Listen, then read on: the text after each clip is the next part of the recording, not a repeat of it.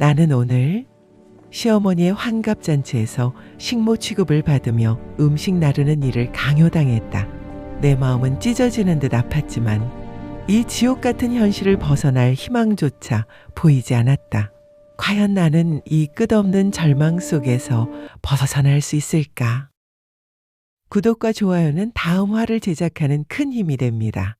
지금 바로 채널을 구독하고 감동적인 이야기에 함께 해주세요. 내 손에 들린 은색 쟁반은 마치 무거운 족쇄처럼 느껴졌다.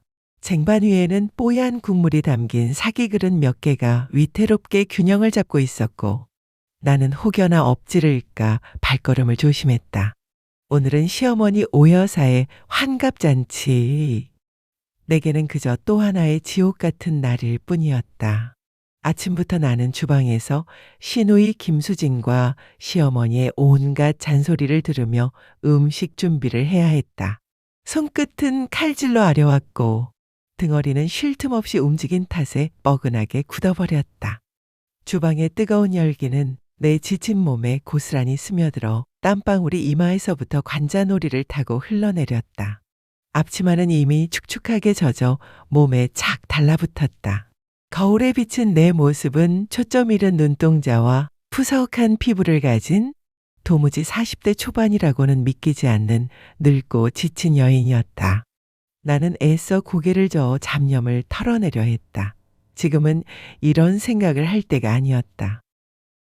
나는 어색하게 미소 지으며 시댁 친척들로 가득 찬 연회장을 가로질렀다.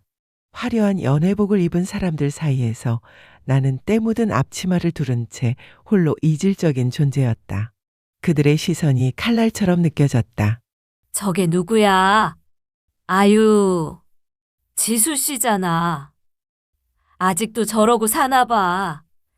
쉿! 시어머니 오여사가 얼마나 닥달하는지 몰라? 원래 몰락한 집안 딸이라며. 귓가를 스치는 속삭임에 나는 애써 표정을 감췄다. 친척들은 대놓고 내게 비웃음을 던지거나 아예 존재하지 않는 사람처럼 투명인간 취급을 했다. 그들의 눈빛에는 동정조차 없었다. 오직 경멸과 무심만이 가득했다. 나는 이 모든 시선이 익숙했다. 지난 20년간 나의 삶은 이렇듯 차갑고 무정한 시선들로 가득 차 있었다. 때로는 그 시선들이 너무 아파 숨조차 쉬기 어려웠지만 나는 살아남아야 했다. 어디로든 도망칠 곳 없는 나는 이 가시밭길 위에서 버텨내야만 했다. 나의 발걸음은 점점 무거워졌다. 쟁반 위 국물의 미세한 흔들림조차 신경 쓰였지만 내 마음속에서는 파도가 몰아쳤다. 내가 왜 이런 취급을 받아야 하는가? 라는 질문이 끊임없이 머릿속을 맴돌았다. 나는 누구에게도 해를 끼치지 않았다. 오히려 나는 과거에 누군가를 살리기 위해 모든 것을 희생했던 사람이었다. 그러나 그 과거의 영광은 지금의 나에게 아무런 위안도 되지 못했다. 그저 멀고 아득한 꿈처럼 느껴질 뿐이었다. 잔치 음식 냄새는 코끝을 스쳤지만 나는 식욕조차 느끼지 못했다. 달콤한 케이크의 향기, 고소한 전 냄새, 향긋한 갈비찜 냄새까지 이 모든 것이 내게는 그저 역겹게 느껴질 뿐이었다. 이 공간의 모든 것이 내 숨통을 조여오는 듯 했다. 나는 숨쉬기조차 버거웠다. 그저 이 끔찍한 시간이 빨리 끝나기를 바랄 뿐이었다. 나는 간신히 테이블로 다가가 쟁반을 내려놓으려 했다. 그때였다. 등 뒤에서 날카로운 시어머니 오여사의 목소리가 들려왔다. 야, 너 지금 뭐 하는 짓이야? 그따위로 할 거면 당장 그만두고 나가. 나는 몸을 움찔 떨었지만 이미 익숙한 일이었다.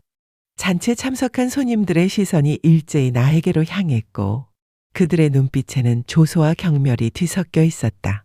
마치 내가 투명한 유리상자 안에 갇혀 구경거리가 된 것 같은 기분이었다. 나는 입술을 꽉 깨물었다. 이런 수모를 겪는 것이 하루 이틀은 아니었지만 그따위로 할 거면 당장 그만두고 나가.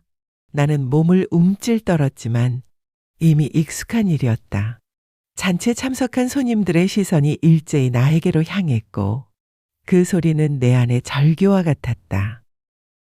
어디서 근본 없는 식모년이 내 잔치를 망쳐? 당장 내 집에서 나가. 오 여사의 목소리는 마치 천둥처럼 연회장 전체에 울려 퍼졌다. 그녀의 말 한마디 한마디가 비수처럼 내 심장을 꿰뚫었다. 식모년. 그 단어는 내 존재 자체를 부정하는 가장 잔인한 낙인처럼 느껴졌다. 나는 고개를 숙여 그들의 시선을 피했다. 내 눈에는 뜨거운 눈물이 차올랐지만 나는 애써 삼켰다. 이 앞에서 눈물을 보이면 그들은 더욱 기뻐할 것이다. 나는 그들에게 절대로 약한 모습을 보이고 싶지 않았다. 내게 남은 마지막 자존심이었다. 하지만 내 안의 강인함은 이미 바닥난 지 오래였다. 나는 지금 당장이라도 주저앉아 울음을 터뜨리고 싶었다. 이 모든 고통을 끝내고 싶었다. 내 남편 김도훈은 저 멀리 친척들 사이에서 고개를 숙인 채 애써 나를 외면하고 있었다. 그의 나약하고 우유부단한 모습은 언제나 나를 더 깊은 절망 속으로 밀어넣었다. 나를 변호해 줄 사람도 나를 위로해 줄 사람도 없었다. 나는 철저히 혼자였다. 연회장의 화려한 샹들리의 불빛은 나의 초라함을 더욱 부각시키는 듯했다. 번쩍이는 크리스털 조각들이 내 눈에 비치며 왜곡된 프리즘처럼 일그러져 보였다. 나는 그 빛 속에서 스스로가 한없이 작고 하찮은 존재처럼 느껴졌다. 귓가에는 오 여사의 잔인한 말이 계속해서 맴돌았다. 당장 내 집에서 나가. 그 말이 마치 주문처럼 내 영혼을 옥죄었다. 나는 과연 어디로 가야 하는가? 나는 갈 곳 없는 외톨이였다. 이 집을 나가면 나는 과연 어디로 갈 수 있을까? 눈앞이 캄캄해졌다. 나는 텅 빈 연회장 한가운데 버려진 듯한 기분이었다. 오 여사의 손이 매섭게 내 뺨을 후려쳤다. 짝! 하는 소리가 연회장에 울려 퍼졌고 내 머리가 옆으로 꺾였다. 왼쪽 뺨에서는 얼얼한 통증이 밀려왔고 귓가에는 윙 하는 이명 소리가 가득했다. 나는 균형을 잃고 바닥에 주저앉았다. 손에 들고 있던 쟁반은 요란한 소리를 내며 바닥에 떨어졌고 그릇들은 깨지고 국물은 바닥에 흥건하게 쏟아졌다. 사방에서 터져나오는 수군거림과 경멸의 시선이 마치 수천 개의 바늘처럼 나를 찔러댔다. 턱끝이 부들부들 떨렸지만 나는 이를 악물고 흐트러지지 않으려 애썼다. 바닥에 쏟아진 음식물 찌꺼기들 사이에서 나는 마치 한심한 벌레처럼 느껴졌다. 내 머리 위로는 오 여사의 그림자가 드리워졌고 그녀의 분노에 찬 목소리가 귓가에 다시 한번 꽂혔다. 당장 치우지 못해. 이 쓸모없는 것 같으니라고. 내 뺨을 타고 흐르는 뜨거운 눈물이 아니었다. 그것은 차가운 좌절감과 뼈아픈 수치심이었다. 나는 바닥에 엎드린 채 깨진 그릇 조각들을 멍하니 바라봤다. 그 조각들 속에서 비치는 내 모습은 형편없이 일그러져 있었다. 내 심장은 마치 폭풍우 속의 작은 배처럼 흔들렸다. 더 이상 이 고통을 감당할 자신이 없었다. 모든 것을 포기하고 싶었다. 죽음이 차라리 이 모든 것에서 벗어날 수 있는 유일한 탈출구처럼 느껴졌다. 숨쉬기조차 버거운 이 현실 속에서 나는 과연 어떤 희망을 찾아야 할까? 내 삶은 마치 끝없는 어둠의 터널 속에 갇힌 것 같았다. 작은 불빛조차 보이지 않는 칠흑 같은 어둠이었다. 그때였다. 연회장 입구 쪽에서 웅성거리는 소리가 들려왔다. 시어머니 오 여사조차 잠시 나에게서 시선을 떼고 입구 쪽을 바라봤다. 이 중요한 환갑잔치에 감히 누가 허락도 없이 들어오는가. 내게는 그저 또 다른 소란일 뿐이었다. 나는 여전히 바닥에 주저앉아 부서진 조각들을 바라보고 있었다. 뺨의 통증은 여전히 생생했고 마음속에는 찢어지는 듯한 상처가 선명하게 남아 있었다. 나는 눈을 감았다. 제발 이 모든 것이 꿈이기를 바랐다. 아니, 차라리 꿈이었으면 좋겠다. 하지만 뺨의 얼얼한 감각과 심장이 찢어지는 듯한 아픔은 이 모든 것이 지독하게 현실이라는 것을 증명하고 있었다. 나는 고개를 떨궜다. 더 이상 그들의 시선을 마주할 용기가 없었다. 바닥에 차가운 냉기가 내 살갗을 파고들었고 나는 온몸이 떨려왔다. 이 잔혹한 현실에서 벗어날 수 있는 방법은 정말 없는 걸까? 회장님? 강문석 회장님께서 직접 오셨습니다. 쩌렁쩌렁 울리는 웨이터의 외침에 연회장이 순간 정적에 휩싸였다. 강문석 회장?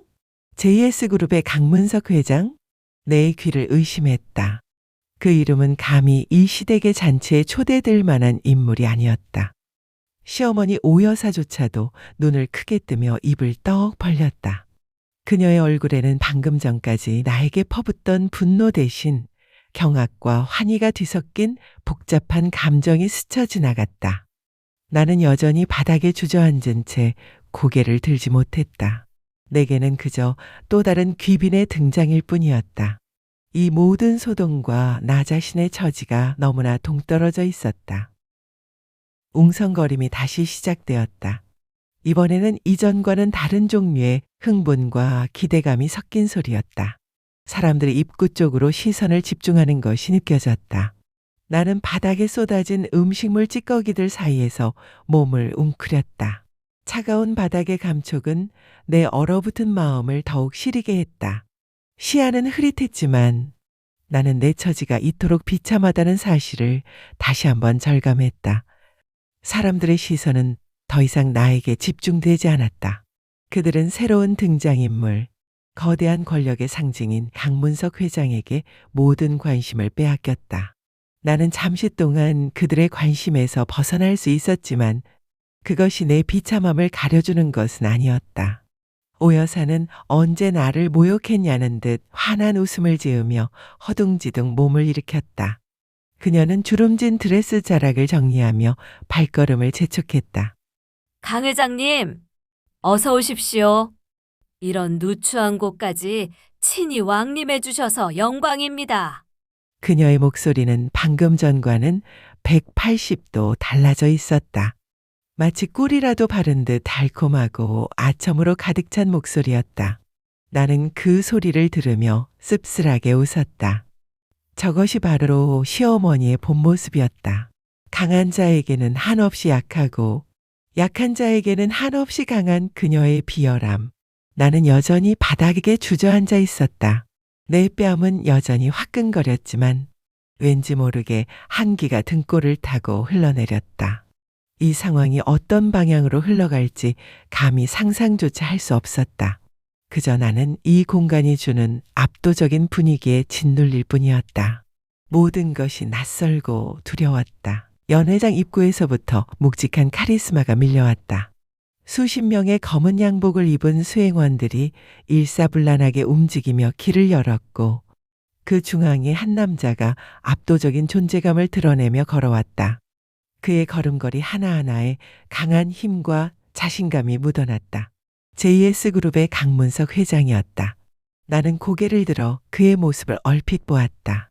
완벽하게 재단된 다크 네이비 슈트, 꼿꼿한 자세, 그리고 강렬하면서도 차가운 눈빛. 그의 등장은 이 초라한 연회장을 마치 한순간에 거대한 기업의 회의실로 바꾼 듯한 착각을 불러일으켰다. 나는 순간적으로 숨을 멈췄다. 그의 아우라는 너무나 강렬해서 나 같은 보잘것없는 존재는 감히 그의 시선조차 마주할 수 없을 것 같았다. 오 여사는 활짝 웃으며 강 회장에게 다가갔다. 그녀의 몸짓은 흡사 꼬리를 흔드는 강아지 같았다. 회장님, 이렇게 귀한 분이 저희 집안의 영광입니다. 이 보잘것없는 오 여사의 환갑잔치를 빛내주시니 몸둘 바를 모르겠습니다. 오 여사는 손을 뻗어 강 회장의 팔이라도 잡을 듯한 기세였다. 하지만 강 회장은 차가운 눈빛으로 오 여사를 위아래로 훑어보더니 그녀의 손을 완벽하게 무시한 채 앞으로 한 발짝 더 내디뎠다. 오 여사의 얼굴에서 미소가 굳어지는 것이 눈에 선했지만 나는 여전히 바닥에 주저앉아 그들의 움직임을 숨죽여 지켜보고 있었다. 내 마음속에는 미미한 불안감이 싹트기 시작했다. 이 상황이 예상했던 것과는 전혀 다른 방향으로 흘러가고 있었다. 강 회장의 시선은 오 여사를 지나쳐 연회장 안쪽을 훑었다. 마치 무언가를 찾는 듯한 예리한 눈빛이었다. 그의 시선이 내 쪽으로 향하는 듯한 착각에 나는 급히 고개를 떨궜다. 설마 나 같은 걸 찾을 리가 없지. 나는 그저 바닥의 먼지 같은 존재일 뿐이었다. 하지만 그의 시선은 멈추지 않았다. 그는 마치 자석에 이끌린 듯 정확히 내가 주저앉은 곳을 향해 걸어오고 있었다. 내 심장이 미친 듯이 요동치기 시작했다. 설마 나를 보고 오는 건 아니겠지? 그럴 리가 없다고 생각하면서도 내 안에는 알 수 없는 기대감과 공포가 뒤섞였다. 바닥에 깨진 그릇 조각들이 그의 구두 끝에 걸려 작은 소리를 냈다. 발소리는 점점 더 가까워졌고 내 심장 소리는 귓가에 천둥처럼 울려 퍼졌다. 이제 피할 곳조차 없었다. 강 회장의 발걸음이 내 앞에서 멈춰섰다. 나는 감히 고개를 들지 못했다. 그의 존재감은 너무나 압도적이어서 마치 거대한 산이 내 앞에 우뚝 솟아있는 것 같았다. 그의 구두 끝이 내가 흘린 국물 자국 바로 옆에 멈춰 있었다. 나는 숨조차 제대로 쉬지 못하고 있었다. 연회장은 숨막히는 정적에 휩싸였다. 모든 시선이 강 회장과 바닥에 주저앉은 나에게 집중되어 있었다. 마치 시간이 멈춘 듯했다. 오 여사는 당황한 얼굴로 강 회장의 등 뒤에서 허둥대고 있었다. 회장님, 무슨 일이신지? 혹시 이 천한 것이 실수를 저질렀습니까? 제가 당장 끌어내겠습니다. 그녀의 목소리에는 초조함과 불안감이 짙게 배어 있었다.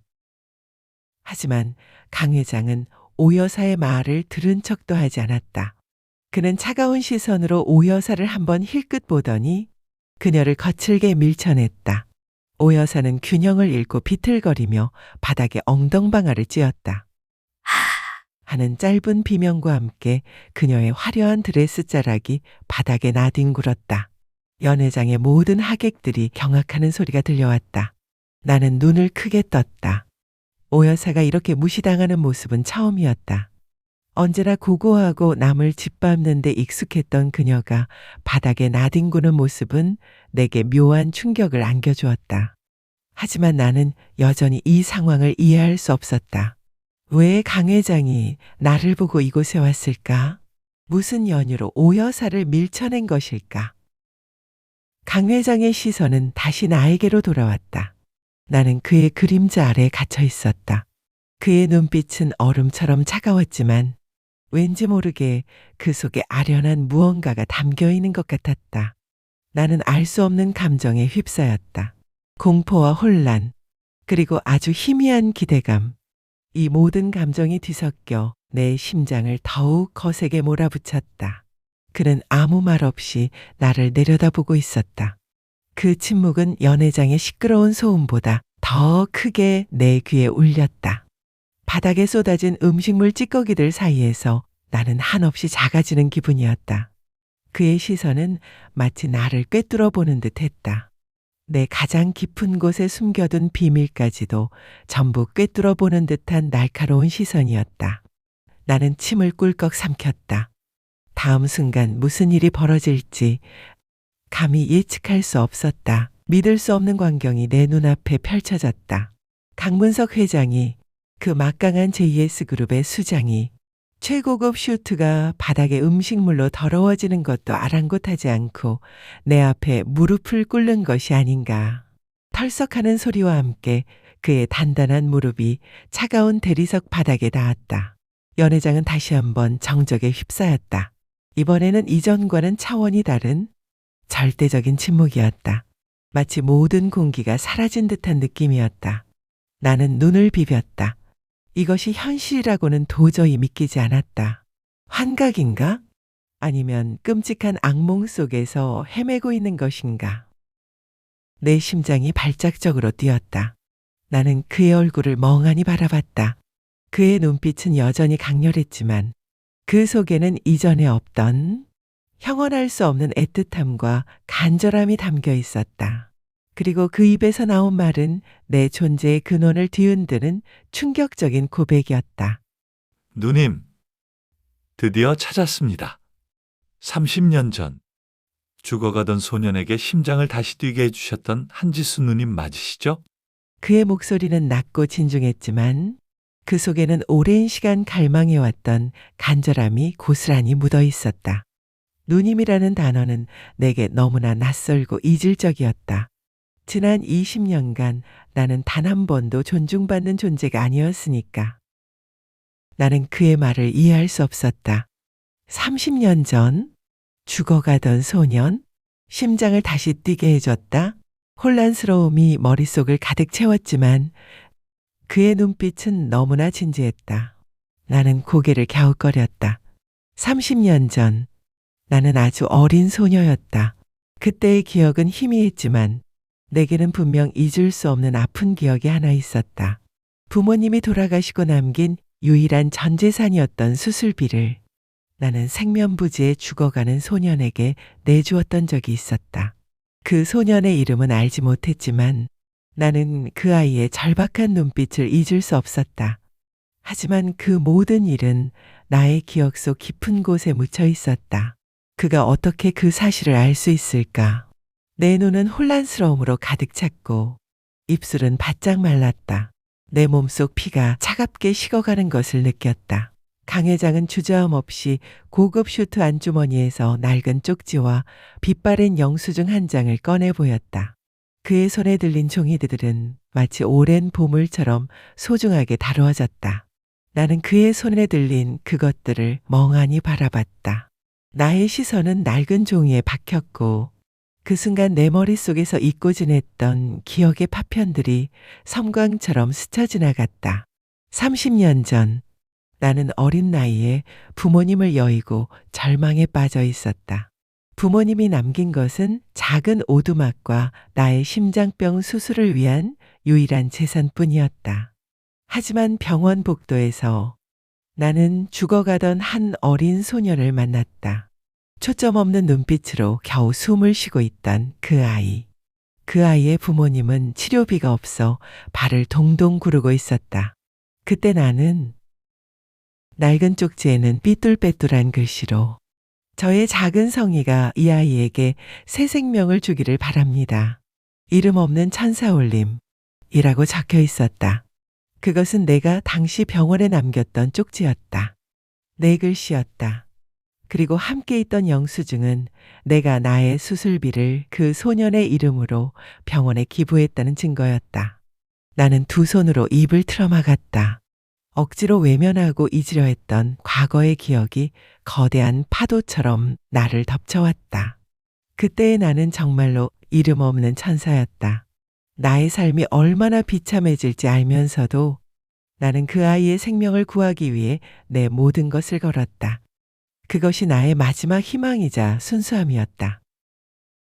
내 눈에서는 뜨거운 눈물이 봇물처럼 쏟아져 내렸다. 그것은 30년간 억눌려왔던 슬픔과 한편으로는 잊고 지냈던 나의 숭고한 희생에 대한 이해였다. 강 회장은 눈물을 흘리는 나를 말없이 바라봤다. 그의 눈빛은 여전히 애틋하고 이제는 확신에 찬 감사함으로 가득했다. 연회장의 모든 하객들은 숨조차 쉬지 못하고 이 충격적인 장면에 집중하고 있었다. 오 여사와 시댁 식구들의 얼굴은 사색이 되어 있었다. 그들의 눈에는 경악과 함께 알 수 없는 두려움이 번져나갔다. 그들은 자신들이 그토록 무시하고 멸시했던 식모가 바로 국내 10대 그룹 회장의 생명의 은인이라는 사실을 믿을 수 없는 듯했다. 나는 그들의 일그러진 얼굴을 바라보며 묘한 해방감을 느꼈다. 이제 더 이상 숨을 필요가 없었다.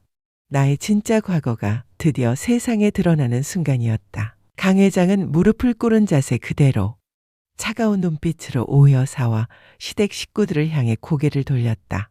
그의 목소리는 낮고 단호했지만 연회장 전체를 얼어붙게 할 만큼 강력한 힘을 가지고 있었다. 당신들이 식모 취급하던 이분이 바로 내 목숨의 주인입니다. 그의 말 한마디 한마디는 쇠망치처럼 그들의 머리를 강타했다. 오 여사의 얼굴은 핏기 하나 없이 새하얗게 질렸고 그녀의 입은 벌어진 채 다물어지지 않았다. 남편 김도훈과 시누이 김수진 역시 두려움에 사로잡혀 몸을 움찔거렸다. 그들의 눈빛에는 방금 전까지 나를 향했던 경멸 대신 이제는 자신들에게 닥쳐올 파멸에 대한 공포가 가득했다. 강 회장은 잠시 말을 멈추고 그들의 얼굴을 하나하나 훑어봤다. 그 차가운 시선에 오 여사는 덜덜 떨며 뒤로 주춤거렸다. 그녀의 표정은 마치 사형 선고를 받은 죄인 같았다. JS그룹의 모든 투자를 철회하고 당신들 집안을 법적으로 파산시키겠습니다. 강 회장의 단호한 선언은 마치 천둥 소리처럼 연 회장에 울려 퍼졌다. 파산. 그 단어는 오 여사에게는 죽음과도 같았다. 돈밖에 모르고 돈을 숭배하던 그녀에게 파산은 존재의 소멸을 의미했다. 나는 그들의 얼굴에 떠오른 절망을 보며 묘한 희열과 함께 공허함을 느꼈다. 그동안 내가 겪었던 모든 고통과 서름을 단숨에 갚아주는 순간이었다. 하지만 한편으로는 이 모든 것이 너무나 허무하게 느껴졌다. 나는 떨리는 손으로 강 회장을 바라봤다. 30년 전 내가 내 생명과도 같았던 수술비를 내주었던 그 작은 소년이 이렇게 거대한 그룹의 회장이 되어 나를 찾아와 나의 구원자가 되어주다니. 운명의 장난인가? 아니면 신의 계시인가? 내 눈물은 이제 슬픔이 아닌 형언할 수 없는 감격과 감사함으로 바뀌어 흘러내렸다. 나의 작은 선행이 이렇게 거대한 파장이 되어 나에게 돌아올 줄은 꿈에도 생각하지 못했다. 연 회장의 모든 사람들이 충격과 경외심으로 강 회장과 나를 번갈아 바라보고 있었다. 그들의 시선에는 이제 더 이상 경멸이 없었다. 오직 놀라움과 존경만이 가득했다. 나는 조심스럽게 자리에서 일어나려고 했다.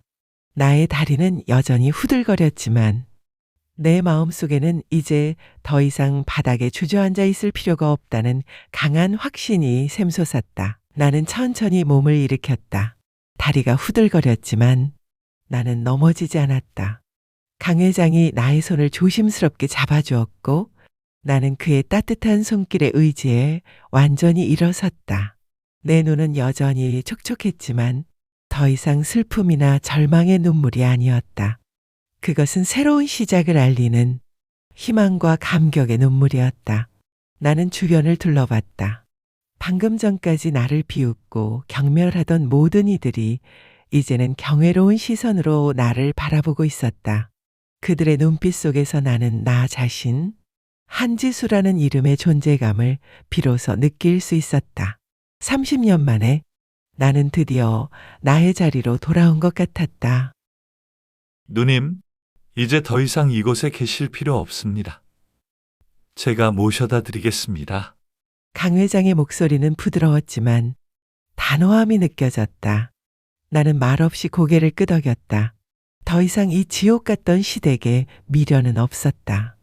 지난 세월의 아픔과 굴욕은 나를 강하게 만들었고 이제 나는 그 모든 것을 뒤로하고 새로운 삶을 시작할 준비가 되어 있었다. 강 회장은 나의 손을 잡은 채 연 회장을 가로질러 걸어갔다. 그의 뒤를 따라 수십 명의 수행원들이 일사불란하게 움직였다. 마치 거대한 왕국의 여왕이라도 된 듯한 기분이었다. 나는 어색했지만 왠지 모를 당당함이 가슴 속에서 솟아났다. 더 이상 나는 누구의 식모도 근본 없는 며느리도 아니었다. 나는 한지수였다. 강문석 회장의 생명의 은인이자 이제는 자신의 이름으로 빛날 새로운 삶을 살아갈 여인이었다. 연 회장 문을 나서는 순간 나는 마지막으로 뒤를 돌아봤다. 바닥에 주저앉아 울부짖는 오 여사와 창백한 얼굴로 우리를 노려보는 남편 김도훈과 시누이 김수진이 보였다. 그들의 눈에는 분노와 함께 깊은 절망이 담겨 있었다. 그들의 눈빛을 마주하며 나는 희미하게 웃었다.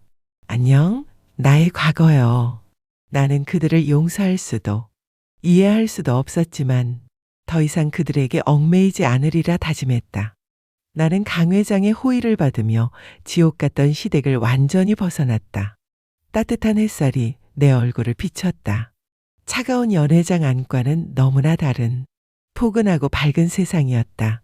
강 회장은 나에게 JS그룹 복지재단 이사장 자리를 제안하며 이제 남을 위한 희생만이 아닌 나 자신을 위한 삶을 살라고 말했다.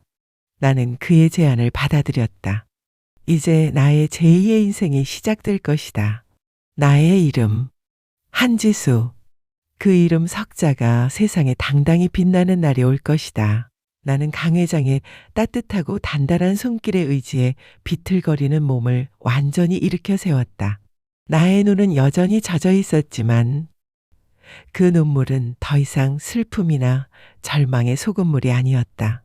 그것은 차가운 얼음장이 녹아내려 새로운 생명을 잉태하는 샘물처럼 희망과 감격으로 가득 찬 따뜻한 물이었다. 나는 떨리는 시선으로 연회장 안을 둘러봤다. 불과 몇 분 전까지 나를 식모년이라 부르며 비웃고 경멸하던 모든 이들이 이제는 경외와 함께 할 수 없는 두려움이 뒤섞인 눈빛으로 나를 응시하고 있었다. 그들의 눈빛 속에서 나는 처음으로 나 자신, 한지수라는 존재의 무게와 가치를 느낄 수 있었다. 30년 만에 나는 비로소 나의 진짜 자리로 돌아온 것만 같았다. 내 심장은 불안하게 쿵쾅거리는 대신 벅찬 감격으로 힘차게 울렸다. 굳게 닫혔던 내 안의 문이 활짝 열리는 듯한 기분이었다. 누님, 이제 더 이상 이곳에 계실 필요 없습니다. 제가 모셔다 드리겠습니다. 강 회장의 목소리는 부드러웠지만 그 속에는 어떤 단호함과 흔들림 없는 확신이 담겨 있었다.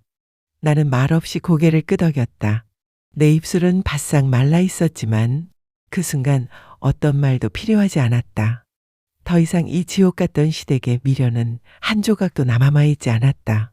지난 세월의 아픔과 굴욕은 나를 짓밟고 또 짓밟았지만 이제 그 모든 것은 나의 뒤에서 멀어져 가는 잔상에 불과했다.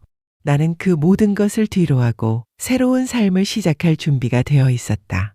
마치 오랜 시간의 겨울잠에서 깨어난 새싹처럼 내 안에서 움트는 강렬한 생명력을 느꼈다. 강 회장은 나의 손을 잡은 채 연회장을 가로질러 걸어갔다. 그의 뒤를 따라 수십 명의 수행원들이 마치 그의 그림자처럼 일사불란하게 움직였다.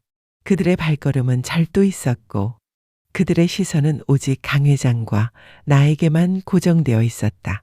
마치 거대한 왕국의 여왕이 된 듯한 어색하면서도 묘한 당당함이 가슴속에서 솟아났다.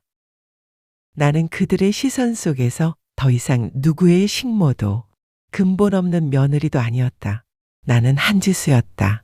국내 10대 그룹 회장의 생명의 은인이자 이제는 자신의 이름으로 빛날 새로운 삶을 살아갈 여인이었다. 내 발걸음은 가벼웠고 어깨는 펴졌다. 나의 몸은 아직 이곳의 공기에 익숙해져 있었지만 내 영혼은 이미 자유롭게 날갯짓을 시작하고 있었다. 연회장 안에 화려한 샹들리의 불빛은 여전히 찬란했지만 그 빛은 더 이상 나의 초라함을 비추지 않았다. 오히려 나의 새로운 시작을 축복하는 별빛처럼 느껴졌다. 나는 내 주위의 모든 풍경이, 모든 소리가 다르게 느껴졌다. 마치 오랫동안 흑백으로만 보이던 세상이 이제 막 찬란한 컬러로 물들기 시작한 것처럼 선명하고 생생했다.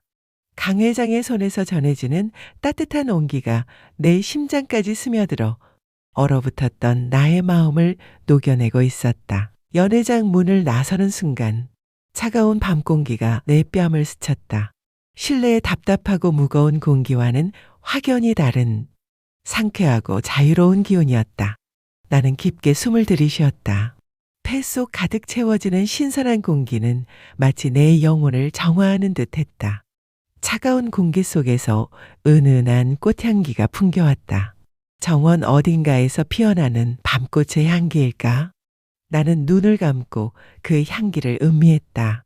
이 작은 순간이 내게는 너무나 소중하고 감사하게 느껴졌다.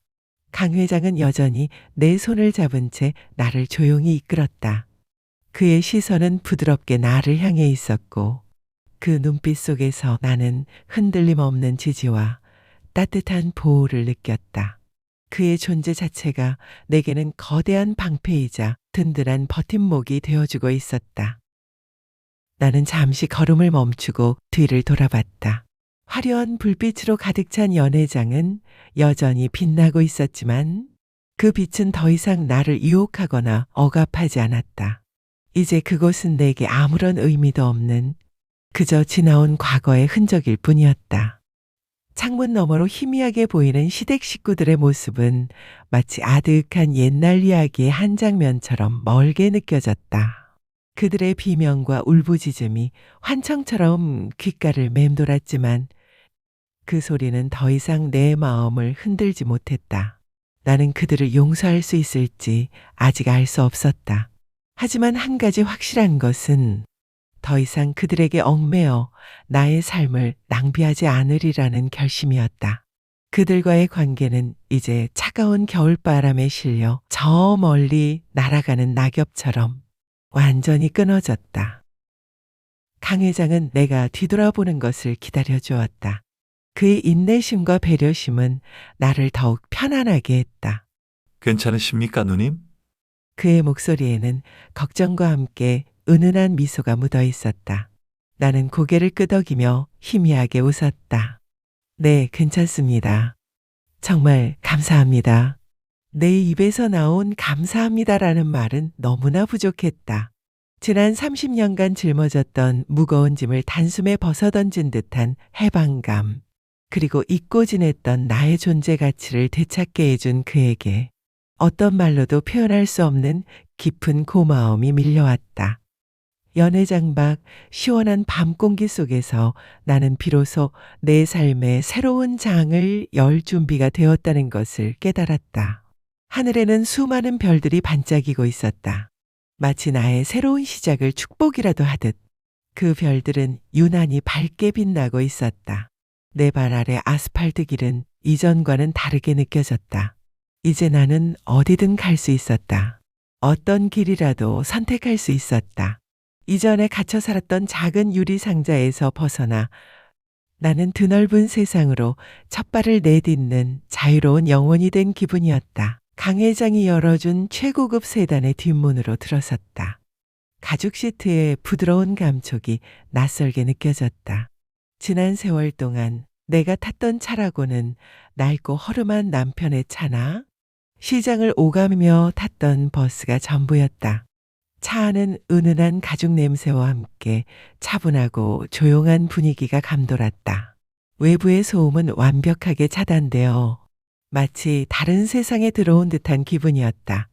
나는 창밖을 바라봤다. 시어머니의 집이 점점 멀어지고 그 화려했던 불빛조차 점처럼 작아지는 것을 보며 묘한 안도감이 밀려왔다. 이제 그 지옥 같은 곳은 나의 시야에서 완전히 사라졌다. 내 삶에서 지워진 것이다. 강 회장은 내 옆자리에 앉아 있었다. 그는 아무 말 없이 나를 배려하는 듯 조용히 창밖을 응시했다. 그의 존재는 든든했지만 동시에 나에게는 여전히 거대한 벽처럼 느껴졌다.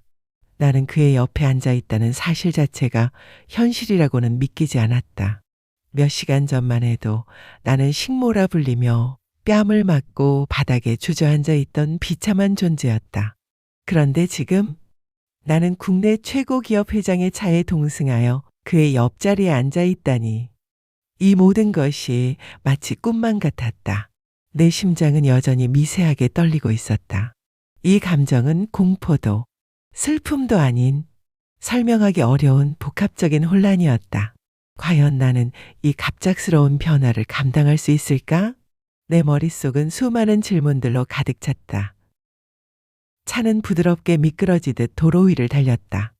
가로등 불빛이 창밖으로 스쳐 지나갔다. 나는 그 불빛 속에서 나의 지난 세월을 되짚어봤다. 20년간 시댁에서 겪었던 수모와 멸시, 남편의 무관심, 그리고 나 자신을 잃어버렸던 시간들. 그 모든 아픔이 필름처럼 스쳐 지나갔다. 하지만 그 필름의 마지막에는 강 회장이 무릎을 꿇고 나를 누님이라 불렀던 충격적인 장면이 선명하게 새겨져 있었다. 그의 진심 어린 감사와 존경의 눈빛. 나는 그의 눈빛 속에서 잊고 지냈던 나의 가장 순수하고 아름다웠던 시절을 되찾은 듯 했다. 나의 작은 선행이 이렇게 거대한 파장이 되어 돌아올 줄은 꿈에도 생각지 못했다. 강 회장은 갑자기 조용히 말했다. 누님, 30년 동안 이 순간을 기다려왔습니다. 그의 목소리에는 깊은 감동과 함께 오랜 세월의 갈망이 배어 있었다. 나는 고개를 돌려 그를 바라봤다. 그의 눈빛은 흔들림 없이 나를 향해 있었고 그 속에서 나는 변함없는 진심을 읽을 수 있었다. 강 회장은 차가 부드럽게 달리는 동안 30년 전 그날 이후의 이야기를 차분하게 들려주었다. 그의 목소리는 낮고 진중했지만 그 속에는 잊혀지지 않는 기억과 깊은 감사의 마음이 고스란히 담겨 있었다. 수술을 받고 깨어났을 때 저는 이미 누님께서 병원을 떠났다는 이야기를 들었습니다. 부모님은 누님을 찾기 위해 온갖 노력을 다하셨지만 당시에는 누님의 흔적을 찾을 수 없었습니다. 그저 이름 없는 천사라는 쪽지 한 장과 영수증만이 남아 있었죠. 그의 말은 내 기억 속 흐릿했던 파편들을 하나로 이어주었다. 나는 그 시절의 나를 떠올렸다. 부모님을 잃고 홀로 남아 막막했던 어린 소녀. 그러나 그 와중에도 누군가의 생명을 구하고자 했던 작은 용기. 강 회장은 자신의 이야기를 계속 이어갔다. 저는 그날 이후 누님을 찾는 것을 삶의 가장 큰 목표로 삼았습니다. 제 심장은 누님께서 주신 생명으로 뛰고 있었으니까요. 그 심장으로 저는 이를 악물고 공부했고 사업을 시작했습니다. JS그룹의 JS는 바로 지수 누님의 이니셜입니다. 누님을 찾아 반드시 보답하겠다는 저의 맹세였죠. 그의 고백은 내 심장을 강하게 울렸다. 내가 나의 모든 것을 내어주었던 그 작은 선행이 한 사람의 인생을 완전히 바꾸어 놓았을 뿐만 아니라 그토록 거대한 기업의 초석이 되었다는 사실에 나는 전율을 느꼈다. 내 눈에는 다시금 뜨거운 눈물이 차올랐다. 그것은 나의 희생이 헛되지 않았다는 깨달음, 그리고 그의 변치 않는 진심에 대한 감격이었다. 나는 그의 이야기를 들으며 나의 존재가 얼마나 큰 의미를 가졌는지 비로소 깨달았다. 지난 20년간 시댁에서 식모 취급을 받으며 쓸모없는 존재로 치부되었던 나의 삶은 사실 누군가의 목숨을 살린 숭고한 희생의 연속이었다. 그 사실을 나는 잊고 살았다. 아니, 애써 외면하고 살았다. 너무나 고통스러웠기에 그 아픈 기억을 꺼내어 볼 용기가 없었다. 하지만 강 회장은 그 기억을 찬란하게 빛내주었다. 그는 잠시 말을 멈추고 주머니에서 작은 은색 로켓 목걸이를 꺼냈다. 이 안에는 누님께서 남기셨던 쪽지 조각이 있습니다. 제가 평생 품고 다녔던 유일한 희망이었죠. 나는 그의 손에 들린 목걸이를 멍하니 바라봤다. 빛바랜 은색 로켓 속에는 정말로 낡은 종이 조각이 들어있었다. 그 작은 조각 하나가 30년이라는 긴 세월 동안 한 사람의 삶을 지탱하는 힘이 되었다는 사실이 믿기지 않았다. 나의 어깨는 감동으로 무거워졌다. 나는 고개를 떨궜다. 나의 작은 선행이 이토록 거대한 파도를 일으켜 나에게 돌아올 줄이야. 운명은 정말 알 수 없는 것이었다. 강 회장의 이야기는 내 기억 속 깊이 잠들어 있던 30년 전의 잔상을 생생하게 불러왔다. 나는 눈을 감았다. 순간 병원의 소독약 냄새와 웅성거리는 사람들의 소리가 귓가를 스치는 듯했다. 나는 12살의 어린 소녀였다. 며칠 전 갑작스러운 사고로 부모님을 한꺼번에 잃고 세상에 홀로 남겨진 아이. 나의 손에는 부모님이 남긴 작은 오두막집 등기부와 내 심장병 수술을 위한 유일한 전 재산이 든 봉투가 들려 있었다. 나는 병원 복도 벤치에 멍하니 앉아 있었다. 세상이 무너진 듯한 절망감에 아무것도 보이지 않았고 들리지 않았다. 그때였다. 휠체어에 앉아 있는 한 어린 소년이 내 시야에 들어왔다. 그 아이는 창백한 얼굴로 겨우 숨을 쉬고 있었다. 초점 없는 눈빛은 희미하게 공허를 응시하고 있었고 산소 호흡기 줄이 그의 작은 코에 연결되어 있었다. 아이의 부모님은 의사의 앞에서 무릎을 꿇고 눈물을 흘리고 있었다. 제발 우리 아이 좀 살려주세요. 치료비가 없어서. 그들의 절규는 어린 나의 귀에도 너무나 생생하게 들려왔다. 그 소년의 눈빛, 죽음을 앞둔 작은 생명의 간절함. 나는 그 눈빛을 차마 외면할 수 없었다.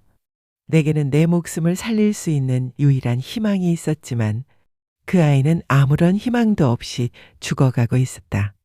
내 마음속에서 알 수 없는 충동이 일었다. 저 아이를 살려야 해. 나는 망설이지 않았다. 부모님이 남긴 유일한 전 재산이었던 수술비 봉투를 들고 아이의 부모님에게 다가갔다. 그들은 나의 갑작스러운 등장에 놀라 나를 바라봤다. 이걸로 저 아이 수술해 주세요. 저는 괜찮아요. 어린 내가 할 수 있는 유일한 위로였다. 병원 접수처에 가서 나는 내가 받은 수술비를 그 소년의 이름으로 기부했다. 그리고 작은 쪽지에 삐뚤빼뚤한 글씨로 썼다. 저의 작은 성의가 이 아이에게 새 생명을 주기를 바랍니다. 이름 없는 천사올림. 나는 그 소년의 이름도 알지 못했다. 그저 그 아이가 살기를 바랄 뿐이었다. 수술비를 내주고 빈털터리가 된 나는 그 길로 병원을 떠났다. 그 이후 나의 삶은 지옥과 같았다. 심장병은 악화되었고 나는 세상의 냉대와 비참함 속에서 허우적거렸다. 하지만 단 한 번도 그 선택을 후회하지 않았다. 그 소년이 살아나기를 진심으로 바랐으니까. 내 눈을 다시 떴다. 30년 전에 내가 지금의 강문석 회장에게 생명을 선물했던 그 순간이 내 눈앞에 선명하게 펼쳐진 듯 했다. 차창 밖으로 스쳐 지나가는 불빛은 여전히 찬란했지만 이제 그 빛은 나의 어두웠던 과거를 밝히는 희망의 빛처럼 느껴졌다. 내 심장은 따뜻한 감동으로 가득 찼다. 내가 죽음의 문턱에서 간절히 붙잡았던 생명의 끈은 결국 이렇게 다시 나에게 돌아와 나의 새로운 삶을 이끌어주고 있었다. 운명이라는 거대한 실타래가 이렇게나 복잡하고 아름답게 얽혀 있을 줄이야. 나는 내 손을 강 회장의 작은 로켓 목걸이에 가져다 댔다. 차가운 금속의 감촉 속에서 나는 그날의 따뜻했던 마음을 다시금 느꼈다. 강 회장은 내 뺨을 타고 흐르는 눈물을 말없이 지켜봤다. 그의 눈빛은 깊은 이해와 연민, 그리고 변함없는 감사함으로 가득했다. 잠시 침묵이 흘렀다.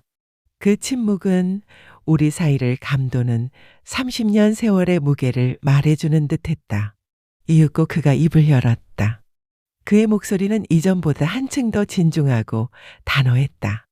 누님, 저는 누님께서 남을 위한 희생만 하던 삶에서 벗어나 이제는 누님 자신의 이름으로 빛나는 제2의 인생을 시작하시길 바랍니다.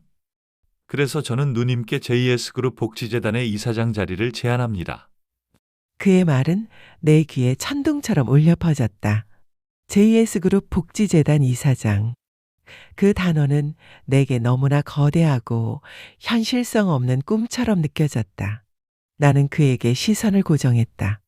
그의 표정에는 조금의 망설임도 없었다. 그는 진심으로 나에게 이 엄청난 제안을 하고 있었다. 이사장이라니요. 제가요? 내 목소리는 불안하게 떨렸다. 평생을 남의 눈치를 보며 살아왔던 내가 거대 기업의 재단을 이끄는 이사장이 된다는 것은 상상조차 할 수 없는 일이었다. 나의 지난 삶은 식모와 며느리라는 이름으로 규정되어 있었다. 나는 내 이름으로 무엇인가를 결정하고 주도적으로 이끌어 본 적이 없었다. 그저 주어진 역할에 순응하고 묵묵히 따르는 것에 익숙해져 있었다. 나의 손이 무의식적으로 가슴에 닿았다. 심장이 여전히 거세게 요동치고 있었다. 이 놀라운 제안은 내 안에 잠들어 있던 알 수 없는 두려움을 자극했다. 강 회장은 내 눈빛 속에서 혼란과 두려움을 읽었는지 부드럽게 미소 지으며 말을 이었다. 누님은 이미 30년 전 가장 위대한 복지 사업을 몸소 실천하셨습니다. 아무런 대가도 바라지 않고 자신의 모든 것을 내어주어 한 생명을 살리셨죠. 그 어떤 이사장보다 누님은 이 자리에 가장 적합한 분입니다. 이제 누님의 그 숭고한 뜻을 더 넓은 세상에서 펼치실 때입니다. 그의 말은 내 가슴 깊은 곳에 울림을 주었다. 숭고한 뜻, 나의 작은 희생이 이렇게까지 가치 있는 일로 평가받다니. 나의 오랜 꿈은 언제나 누군가를 돕는 것이었다. 하지만 나의 비참한 현실은 그 꿈을 허락하지 않았다. 그런데 지금 내 앞에 그 꿈을 현실로 만들 수 있는 거대한 기회가 펼쳐져 있었다. 눈앞이 아득해졌다. 이 엄청난 변화를 받아들일 용기가 내게 있을까? 나는 아직 나의 미래를 그릴 자신이 없었다. 하지만 내 안에서 희미한 빛이 일렁이는 것을 느꼈다. 그것은 지난 30년간 억눌렸던 나의 진짜 자아, 나의 잠재력이 깨어나는 신호였다. 나는 조용히 손을 뻗어 강 회장이 건넨 서류를 받아들었다. 두꺼운 서류 뭉치의 무게는 나의 새로운 삶의 무게처럼 느껴졌다. 강 회장이 건넨 서류를 손에 든 채 나는 깊은 생각에 잠겼다. 이사장, 그 세 글자는 내게 너무나 낯설고 무거웠다. 지난 세월 동안 나의 존재는 항상 누군가의 그림자였고 누군가의 명령을 따르는 것에 익숙해져 있었다. 나의 의견은 중요하지 않았고 나의 감정은 언제나 억압당했다. 내가 주체적으로 무엇인가를 결정하고 이끌어간다는 것은 상상조차 할 수 없는 일이었다. 내 안에서는 두려움과 기대감이 뒤섞여 싸웠다. 이사장이라는 직함이 주는 책임감은 거대했고 새로운 삶에 대한 막연한 불안감은 나의 발목을 잡는 듯 했다. 과연 내가 이 엄청난 변화를 감당할 수 있을까? 혹시 또 다른 실패를 겪게 될까? 하지만 동시에 내 안에서는 강렬한 열망이 솟아났다. 30년 전 나의 작은 선행이 한 사람의 생명을 구하고 거대한 기업의 초석이 되었다는 사실은 나에게 엄청난 용기와 자긍심을 안겨주었다. 이제는 나 자신을 위한 삶을 살라는 강 회장의 말은 내 오랜 갈망을 다시 일깨웠다. 나도 나만의 빛을 발하고 싶었다. 내가 가진 따뜻한 마음과 진심으로 누군가를 돕고 싶었다. 그것은 어린 시절부터 간직했던 나의 순수한 꿈이었다. 그동안 현실의 무게에 짓눌려 잊고 지냈던 꿈. 나는 서류를 꽉 움켜쥐었다. 나의 손바닥에는 땀이 송골송골 맺혔다. 이것은 단순한 종이 뭉치가 아니었다. 나의 새로운 시작, 나의 두 번째 인생을 의미하는 약속이었다. 나는 심호흡을 했다. 폐부 깊숙이 차가운 공기가 들어왔다가 나가는 것을 느끼며 내 안의 모든 혼란을 잠재우려 애썼다. 나의 눈은 강 회장을 향했다. 그의 눈빛은 여전히 변함없는 신뢰와 기대를 담고 있었다. 그 순간 나는 용기를 냈다. 하겠습니다. 강 회장님의 제안을 받아들이겠습니다. 내 입에서 나온 말은 처음에는 작고 떨렸지만 점차 확신에 찬 목소리로 변해갔다. 이 결정은 나의 지난 40년 삶을 송두리째 바꾸는 것이었다. 하지만 나는 더 이상 도망치지 않으리라 결심했다. 나를 짓눌렀던 과거의 그림자에서 벗어나 이제는 내 이름으로 당당하게 세상을 마주할 것이다. 강 회장은 환하게 미소 지으며 고개를 끄덕였다. 그의 미소 속에서 나는 따뜻한 격려와 함께 나의 새로운 시작을 응원하는 마음을 읽을 수 있었다. 내 마음 속에는 더 이상 불안감이 없었다.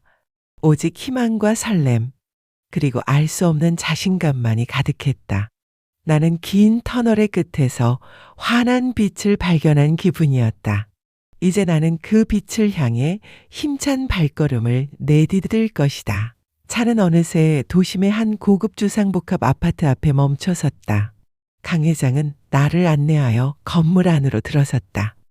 웅장하고 세련된 로비는 마치 최고급 호텔 같았다. 엘리베이터에 올랐다 가장 높은 층으로 향하는 동안 내 심장은 다시금 두근거렸다.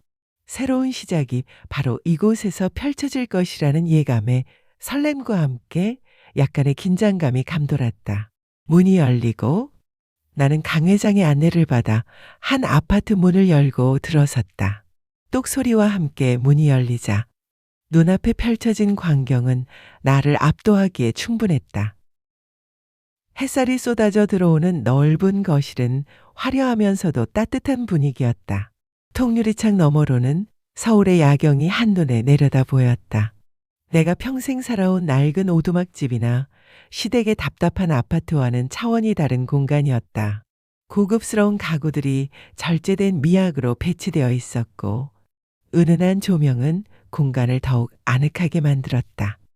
나는 마치 꿈속을 걷는 듯한 기분으로 조심스럽게 안으로 발을 내디뎠다.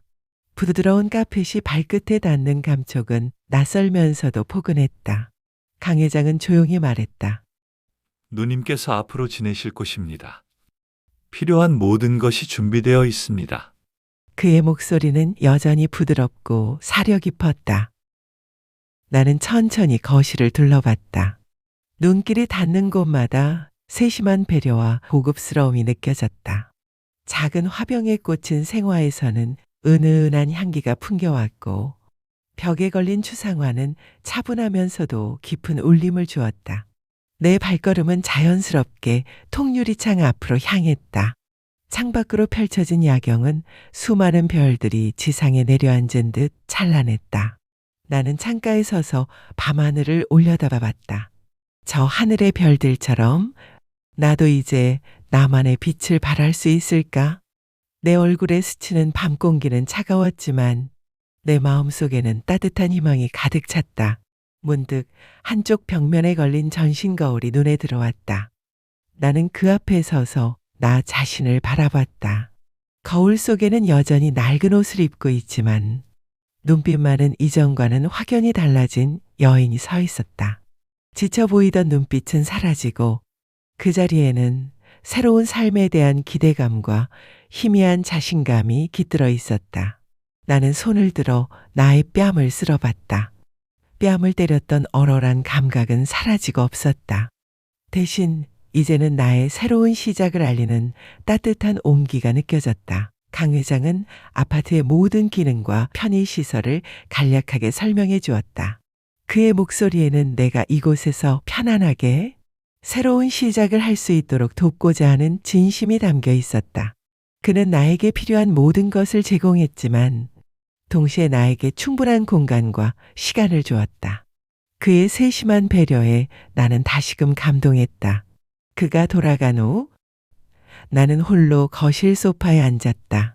부드러운 패브릭의 감촉이 몸을 감싸 안았고 따뜻한 차 한 잔이 손에 들려 있었다.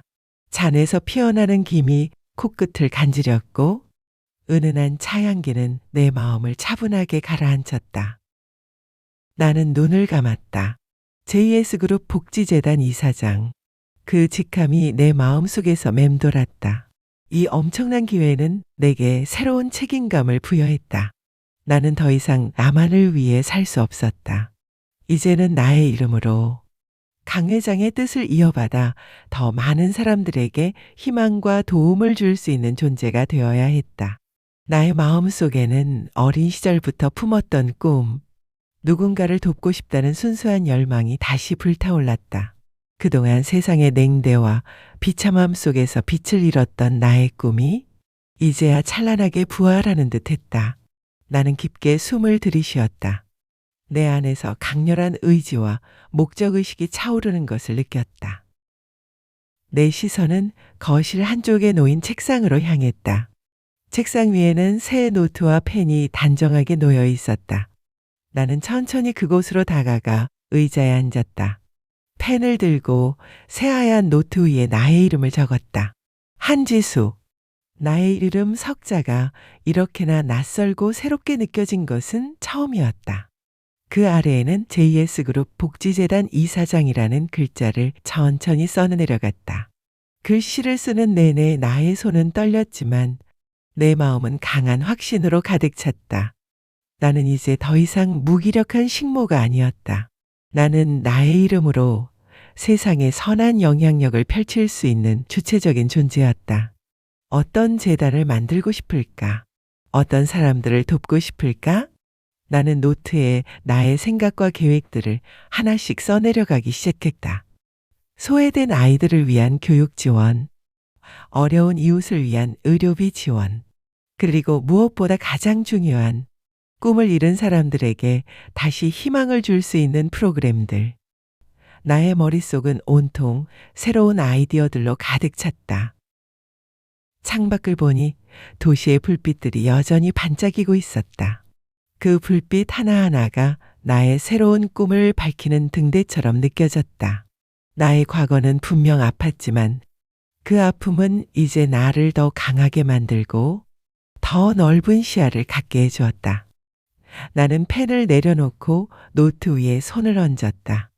차가운 종이의 감촉 속에서 나는 뜨거운 심장을 느꼈다.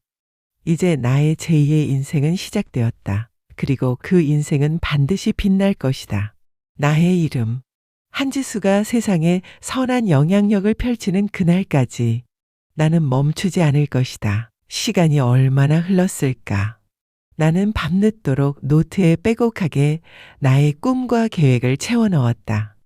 피곤했지만 내 마음은 오히려 맑고 생생했다. 마치 오랜 시간의 숙면에서 깨어난 듯 나의 모든 감각이 살아나는 기분이었다. 나는 자리에서 일어나 거실을 가로질러 침실로 향했다. 침실에는 나를 위해 준비된 새로운 옷들이 가지런히 걸려 있었다. 낡고 헐었던 나의 옷들과는 확연히 다른 고급스럽고 우아한 디자인의 옷들이었다. 나는 그중 가장 마음에 드는 실크 블라우스와 펜슬 스커트를 꺼내 들었다. 부드러운 실크의 감촉은 내 손끝에서 미끄러지듯 흘러내렸다. 이제는 이런 옷들이 나의 새로운 존재를 정의할 것이다. 나는 따뜻한 물로 샤워를 했다. 지난 30년간 나의 몸과 마음에 쌓였던 모든 먼지와 아픔이 물줄기를 타고 흘러내리는 듯 했다. 거울 속의 나는 이전과는 확연히 다른 모습이었다. 지쳐 보이던 눈빛은 사라지고 그 자리에는 강렬한 빛과 함께 확신에 찬 자신감이 깃들어 있었다. 뺨을 때렸던 붉은 자국도, 시어머니의 독설로 얼룩졌던 마음의 상처도 이제는 희미한 기억으로만 남았다. 나는 새로운 옷으로 갈아입었다. 옷이 날개라는 말이 실감나는 순간이었다. 몸에 착 감기는 고급스러운 옷은 나의 어깨를 더욱 펴주고 나의 자세를 더욱 당당하게 만들었다. 나는 거울 앞에서 빙그르르 돌아봤다. 이 모습이 바로 나의 새로운 한지수였다. 나는 창밖을 바라봤다. 어둠이 걷히고 새벽이 밝아오고 있었다. 동쪽 하늘에서 붉은 빛이 번져 나오며 새로운 아침을 알렸다. 태양이 떠오르는 것처럼 나의 새로운 삶도 이제 막 떠오르기 시작한 것이다.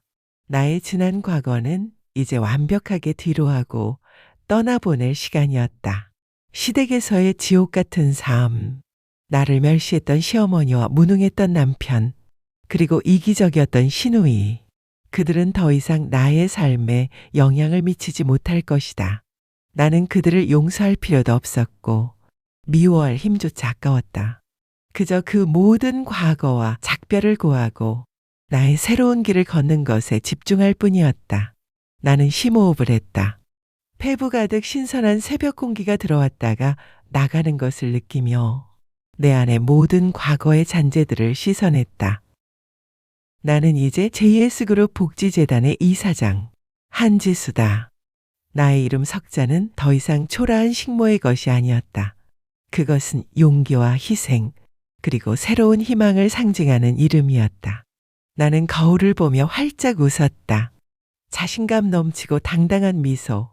나의 눈빛은 뜨거웠고 나의 심장은 힘차게 뛰고 있었다. 나의 두 번째 인생이 이제 막 시작되었다. 그리고 이 인생은 나의 이름으로, 나의 의지로 찬란하게 빛날 것이다. 나는 고개를 끄덕였다.